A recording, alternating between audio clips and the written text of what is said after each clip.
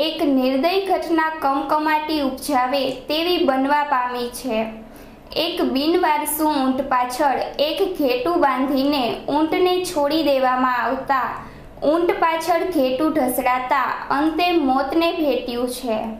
કેશોદના સોંદરડા road પર ઊંટ પાછળ ઘેટું બાંધેલું હોય અને કેશોદ તરફ આવતું હોય તેવી જાણ કિશન બોરડ અને તેમના જીવદયા પ્રેમી મિત્રોને થતાં તાત્કાલિક દોડી જઈ ઊંટને રોકી ઘેટાને છોડાવેલું, પરંતુ કમનસીબે ઘેટું મોતને ભેટ્યું હતું, પરંતુ ઊંટ સલામત સ્થિતિમાં છે। આ ગ્રુપના કહેવા મુજબ વહેલી જાણ થઈ હોત તો કદાચ ઘેટું બચાવી શકાયું હોત।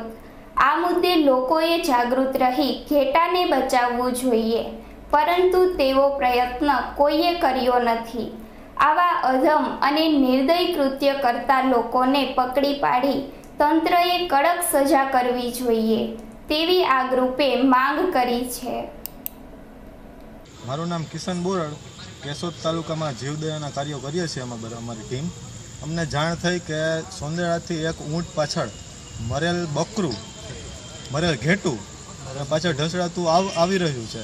ત્યારે અમારી ટીમને અમે લઈ અને ઘેટાને બચાવવાના પ્રયાસ કર્યા, પણ પરિસ્થિતિ જોતાં ઘેટું મૃત્યુ પામ્યું હતું અને ઊંટ અત્યારે સલામત પરિસ્થિતિમાં છે।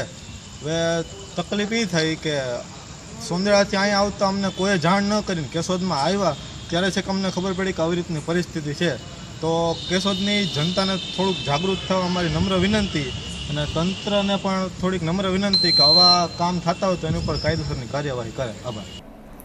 વધુ સમાચાર જોઈએ તે